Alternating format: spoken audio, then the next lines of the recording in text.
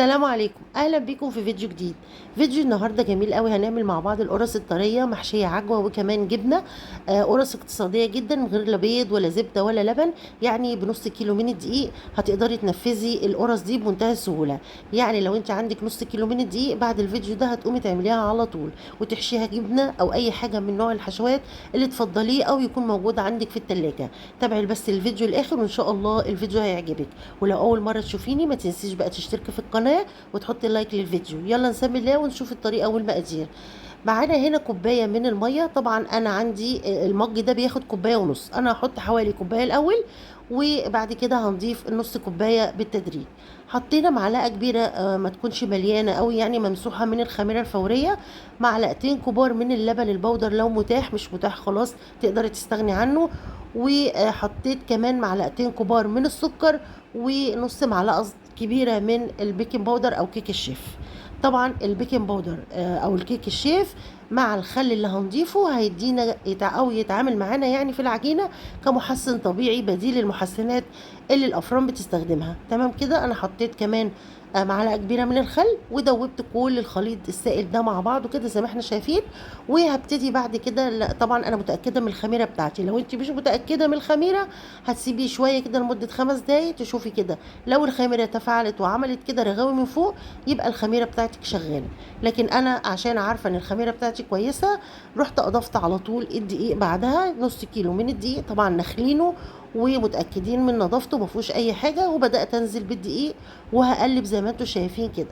وهبتدي بقى النص كوبايه اللي انا نص كوبايه الميه اللي انا كنت ركناها على جنب، هبتدي انزل بيها بالتدريج شويه شويه لحد ما احس ان العجينه بتاعتي خلاص استكفت ميه وخلاص مش محتاجه ميه تاني.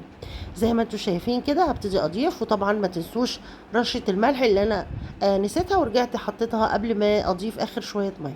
زي ما انتم شايفين كده بدات انزل بالميه او بالنص كوبايه بالتدريج شويه شويه، وبعد كده نزلت بقى بالعجينه بتاعتي على الرخامه وهبتدي ادعكها كويس قوي.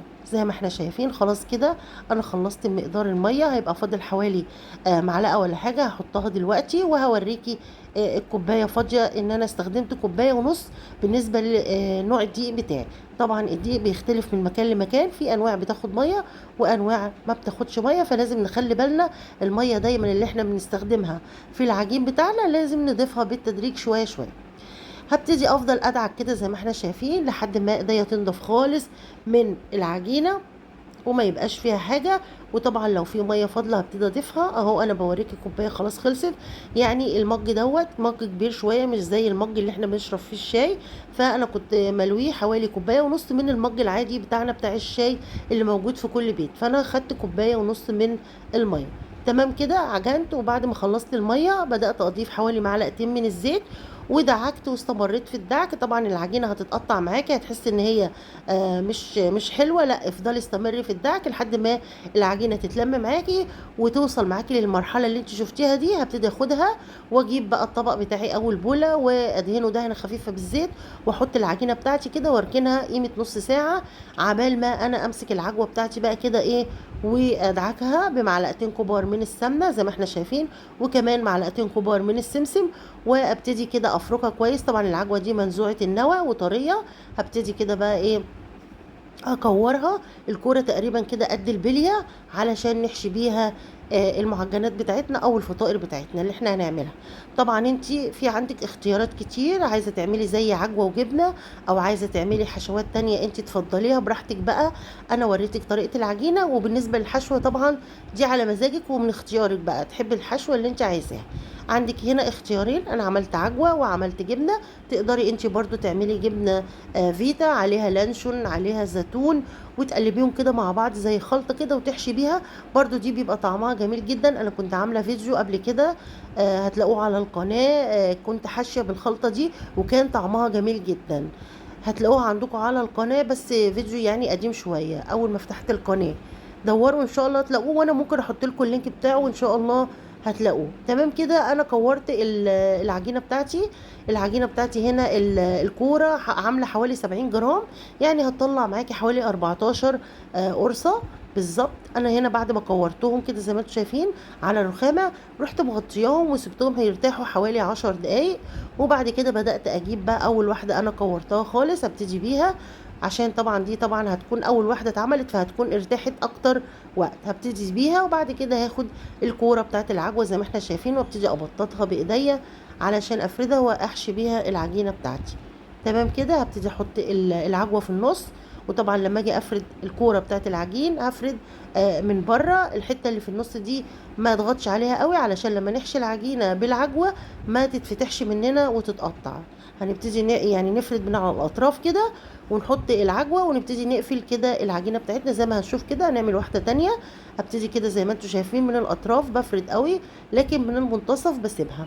هبتدي عشان تحمي يعني العجوه وتبقى فيه قطعه عجين كده تبقى ايه مغطيه العجوه بتاعتنا. لكن لو دوسنا على في النص قوي هتبقى العجينه خفيفه من فوق العجوه، والعجوه هتبقى باينه وتبقى مفتوحه، مش شكلها مش حلو. تمام زي ما انتم شايفين كده. وابتدي اخدها بعد ما قفلتها كويس جدا علشان ما تتفتحش مننا اثناء التخمير او اثناء السوى. وابتدي اجيب الصاج بتاعي او الصينيه، طبعا دهنهم دهنه خفيفه جدا من الزيت، وابتدي ارص القرص بتاعتي وابططها كده بايديا. هنا بقى انا بحشي بالجبنه زي ما احنا شايفين.